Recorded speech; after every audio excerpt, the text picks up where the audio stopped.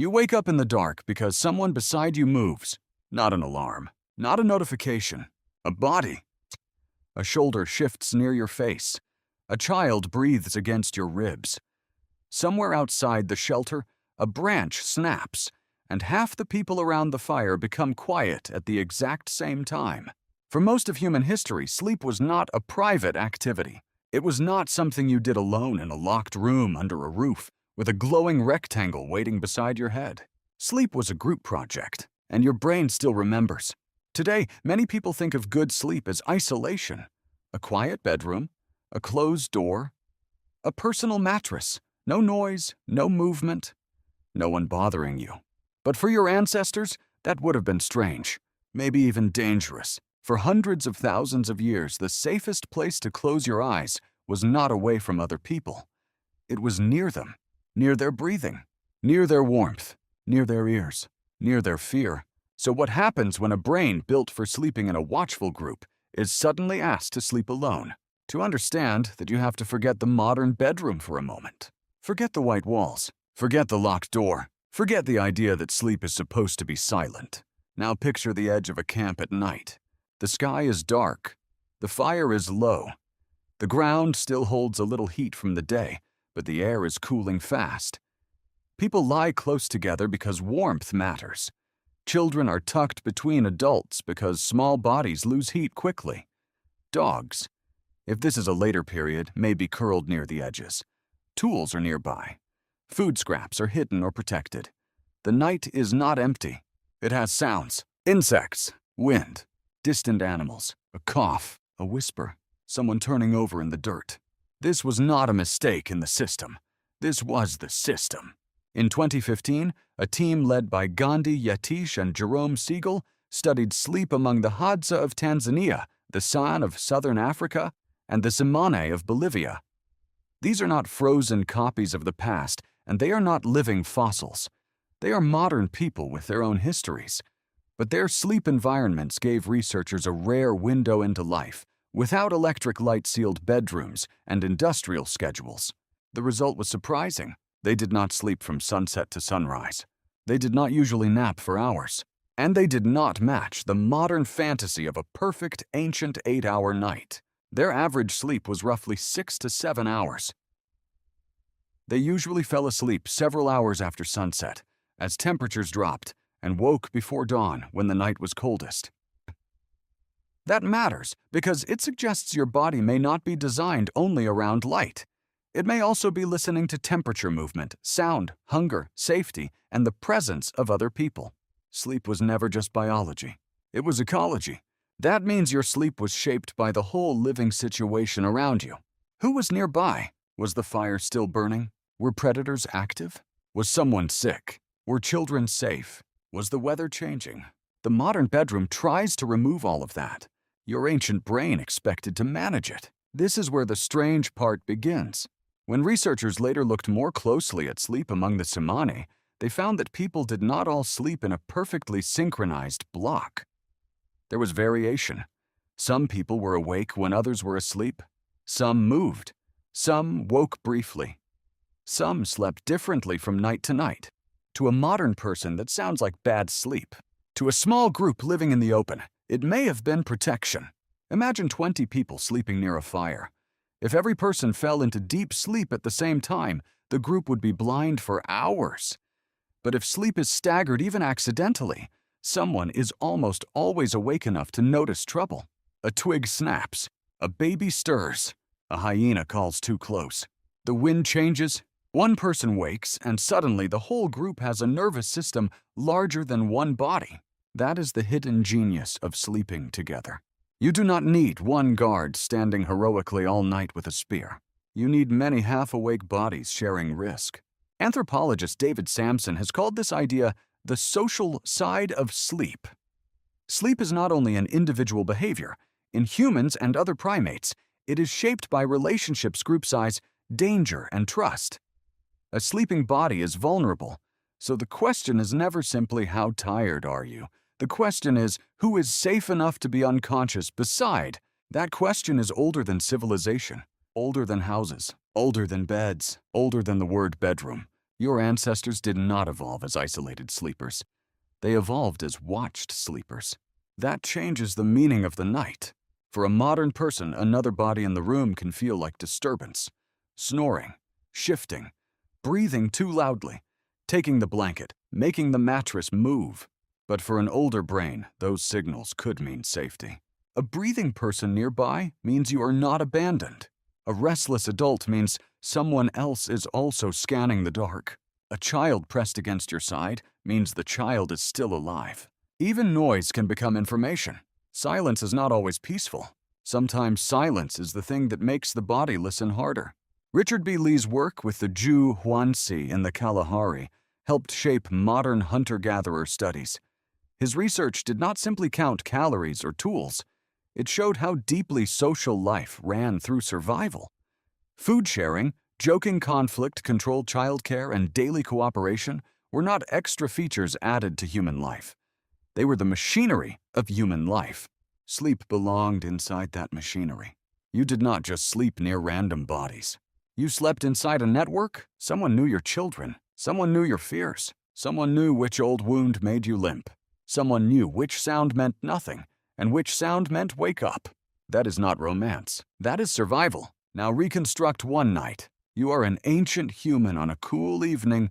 The group has eaten. Not a huge feast, just enough. The fire cracks in the center. A few people are still awake, speaking softly. An elder tells a story. Someone sharpens a tool without thinking. A child keeps asking questions until the answers become slower and slower. Above you, the stars are not decoration. They are the ceiling. There is no wall between your sleeping body and the rest of the world. A large predator does not need to open a door. Cold does not need permission. Rain does not care if you are tired. So the group becomes the wall. Bodies block wind. Fire pushes back darkness. Voices calm the nervous system. Shared attention turns danger into something that can be noticed before it arrives. This may be one reason firelight mattered so much. Polly Wiessner studied nighttime conversation among Jew/Huanzi people and found that firelight changes social life. Daytime talk often focuses on practical things like work, resources, and complaints.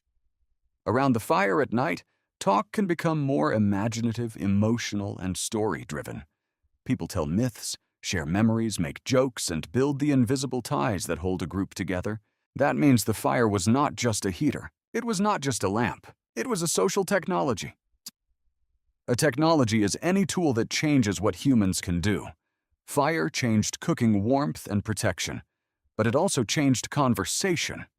It made night safer enough for the mind to wander. It gave people a glowing center to gather around. It helped turn darkness into belonging. And after those stories, people slept. Not alone, not sealed away, not completely silent. They slept inside the emotional afterglow of the group. That phrase may sound soft, but it points to something hard and biological. Your nervous system is not separate from other nervous systems. When you are near calm people, your body can borrow calm. When you are near frightened people, your body prepares. When you are alone in the dark, your brain has to decide whether the silence is safety or absence. This is why the modern sleep problem can feel so confusing. You can have the safest bedroom in human history. A locked door, a soft mattress, no predators, temperature control, a roof that does not leak, and still your body may not fully believe it. Because safety to an ancient brain was never just the absence of danger. Safety was the presence of trusted others. That is the counterintuitive twist. Modern life made sleep more comfortable, but not always more socially secure. You gained privacy. You lost the camp. You gained silence. You lost shared listening. You gained your own room. You lost the steady proof that other bodies were nearby and aware. Of course, this does not mean everyone should sleep in a pile on the floor. It does not mean ancient life was better.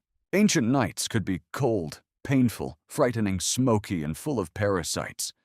People woke up. Children cried. Storms came. Injuries hurt.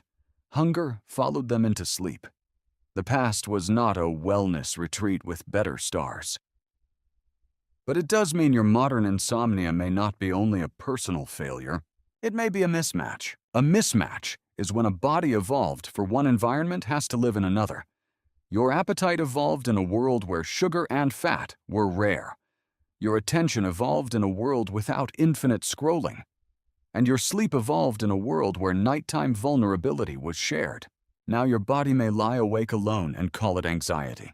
But part of it may be an ancient question. Who is watching with me? That question still shows up in small, modern behaviors. Why do some people sleep better with a pet in the room? Why does the sound of another person breathing calm some bodies and irritate others? Why do children often resist sleeping alone even when nothing dangerous is there? Why do people fall asleep to podcasts, rain? Sounds familiar. Television voices or long videos where someone simply talks in a calm tone. Maybe the brain is not only seeking entertainment, maybe it is seeking evidence of company, a voice in the dark, a rhythm, a signal that someone is there. Even the modern habit of checking your phone before sleep may be a distorted version of something older. You reach into the dark for contact, messages, faces, voices, proof that the tribe still exists somewhere beyond the wall. But the phone does not give you a campfire. It gives you alertness. It gives you comparison. It gives you light when your body is asking for dusk. So the ancient need is real. The modern tool is often wrong. If you look at sleep this way, the bedroom stops being just a room. It becomes a test. Can your body feel safe without the old signals of safety? Can darkness feel like rest instead of exposure? Can silence feel like peace instead of abandonment? Your ancestors answered those questions together. They did it with fire, with breath, with shared warmth, with stories, with someone waking before everyone else had to. And maybe that is why loneliness can feel louder at night. During the day, tasks distract you. Screens distract you. Work distracts you. But when the lights go out, the old brain comes forward. It checks the edges of the camp. It listens for bodies. It asks whether you are protected. You may call this overthinking. Your body may call it survival. This does not mean the solution is simple. Some people sleep better alone. Some sleep better beside a partner. Some need quiet. Some need a fan, a dog, a weighted blanket, a familiar voice, or a door slightly open. Human sleep has always been flexible because human groups were flexible. But the deeper lesson is this. Sleep is not just something your brain does after the day ends. Sleep is something your brain agrees to do when the world feels safe enough. For most of history, that agreement was negotiated with other people. You closed your eyes because others had ears. You rested because others could wake. You drifted off because the fire was low, the children were close, the group was breathing, and the dark was not being faced by one body alone. So tonight, when you lie down in a room that is quieter, softer, and safer than almost any place your ancestors ever knew, remember the strange truth. Your brain may not be asking for perfect silence. It may be asking for the camp. You wake up in the dark because something beside you moves. And for most of human history, that movement did not mean your sleep was broken. It meant you were not alone.